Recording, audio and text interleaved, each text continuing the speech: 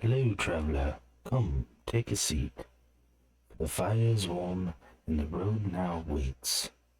Morning does not always bring comfort. Sometimes it only reveals what the night was hiding. And when the land grows quiet, it is not resting, but listening. Episode 7, Where the Land Grows Quiet. Morning found the house still standing. That alone felt like a small victory. Grey light filtered through the cracked windows, dust motes drifting lazily in the air. The wards hummed faintly beneath the stone, not loud, not bright, but present. Kaelen rose, stretching stiff muscles as he stepped into the main room. The parchment lay folded where he had left it, untouched since the night before. Silas was already awake, crouched near the hearth. "They're gone," he said without looking up. Kaelen frowned. "Gone?" Silas nodded and pointed toward the table. A scrap of parchment lay there, waited with a knife. "Couldn't sleep, headed into town for provisions. Figured you boys can cook the rest of the wolf meat and eggs for breakfast, if that's all right." Signed, Aaron and Alira. Kaelen snorted softly. "At least they asked." Silas grinned. "Then I suppose we should get started baking." They worked in easy silence. Wolf meat sizzled over the fire, trimmed and spiced carefully. Eggs cracked against the pan, steam rising with a smell that felt almost normal. Outside, birds called cautiously, never lingering in one place for long. Kaelen glanced at Silas. "You always cook?" "When I have to," Silas replied. "Keeps people alive longer." A short pause. "And it gives you time to watch them," Kaelen said. Silas chuckled. "That too." Footsteps sounded outside, the laughter. Light, brief, almost out of place. The door creaked open. Lear said, stepping inside with Aaron close behind. "It smells like you didn't burn anything."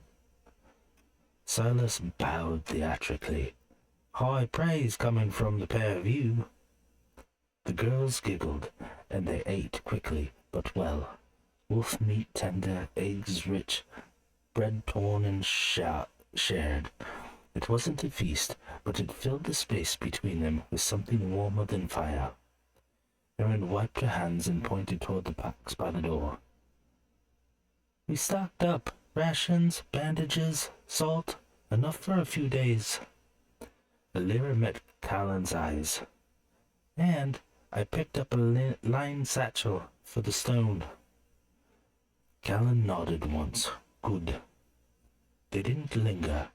By the time the sun cleared the tree line, they were moving north. The land changed slightly at first. Grass thinned, the air grew still. Sounds didn't carry the way they should have. Even their footsteps seemed reluctant to echo. "This is where it starts," Aaron murmured. They pressed on.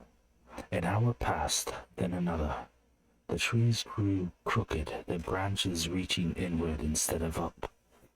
Moss-coated stone and bark alike, thick and damp, swallowing color. Birds vanished entirely. Silas slowed.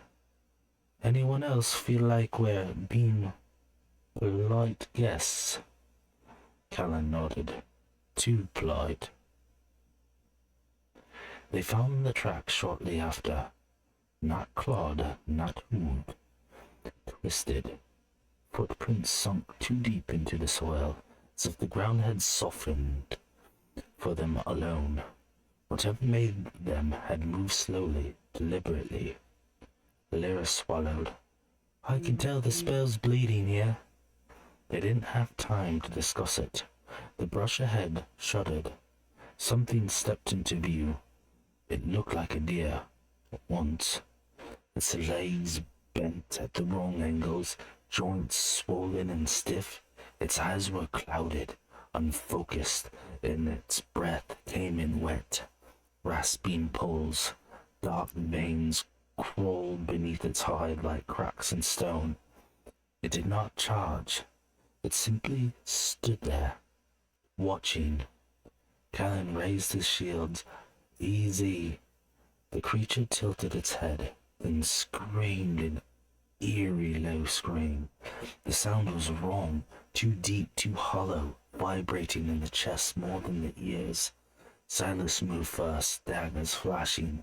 Aaron's arrow flew true, striking clean through the neck. The creature fell without a sound. Silence rushed in to fill the space it left behind.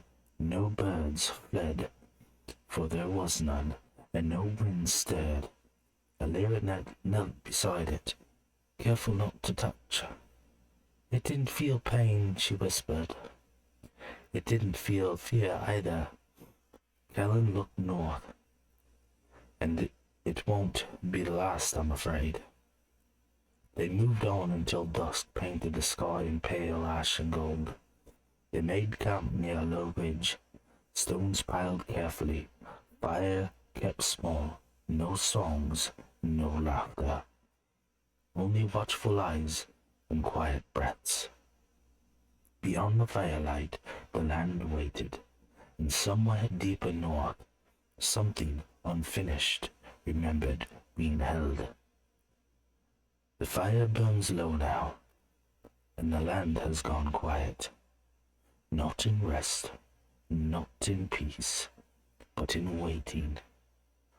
What was once held has begun to remember itself, and every step north pulls tighter on the thread they've chosen to follow. So gather your strength, traveler. The road ahead does not grow louder, it grows closer. Until next time, walk softly and keep the circle tight.